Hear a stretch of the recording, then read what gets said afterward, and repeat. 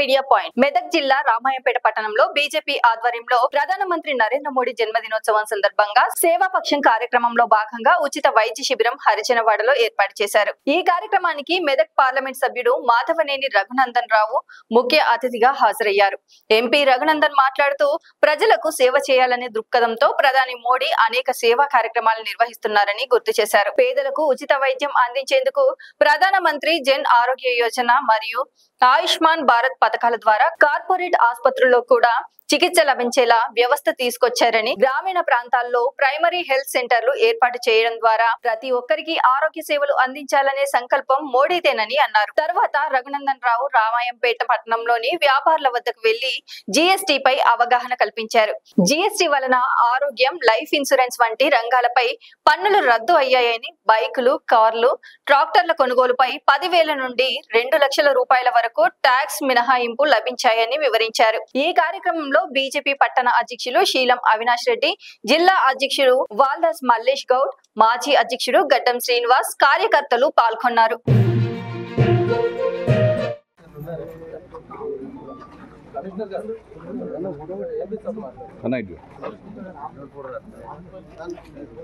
भारत माता की जय।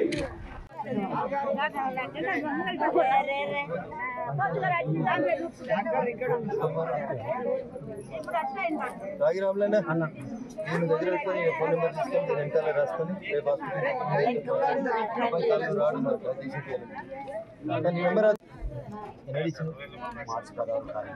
మార్చి 16వ తారీఖు రోజు వీళ్ళ అమ్మాయి చనిపోయిందని కంప్లైంట్ ఇచ్చిందంటే ఎఫ్ఐఆర్ కాలేదు, మాకేం సాయం జరుగుతలేదు, ఒక్కసారి చెప్పండి అని వచ్చింది। నేను రామాయంపేటలోనే ఉన్నా, మీ ఎస్ఐ గారు ఉన్నారు,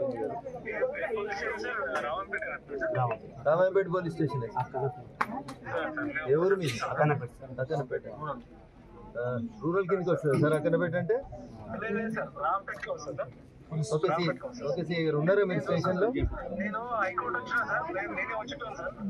పర్లేదు నేను ఎస్ఐ గారికి ఇచ్చి పంపిస్తాను, వీళ్ళకి ఒకసారి చూసాను నేను నెంబర్ రాసుకొని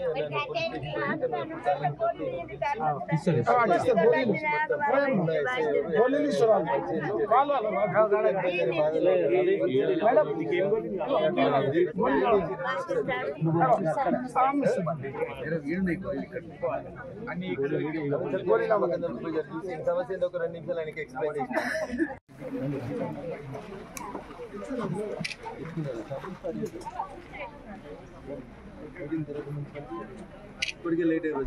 చేసి భయమని కాదన్నా, మీ రిపోర్ట్ చాలా ధైర్యంగా ఉంటాడు।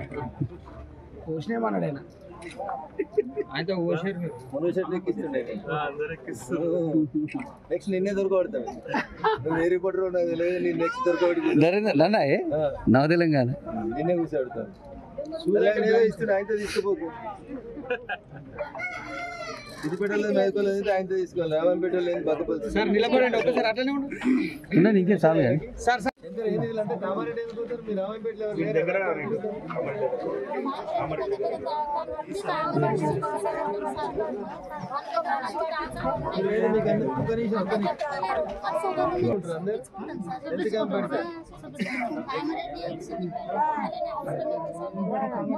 దసరా వెళ్ళినాక బతుకమ్మ ఆడుతుంది కదా ఎట్లా ఇప్పుడు పెట్టి మిమ్మల్ని కోసం పెట్టారు।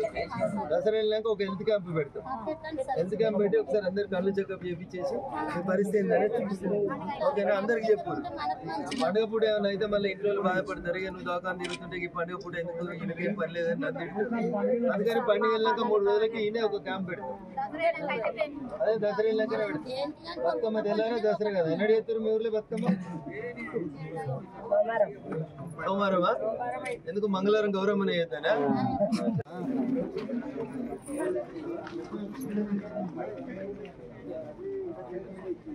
లైక్ చేయండి, షేర్ చేయండి, సబ్స్క్రైబ్ చేయండి। మరిన్ని వీడియోల కోసం బెల్ సింబల్ పై క్లిక్ చేయండి।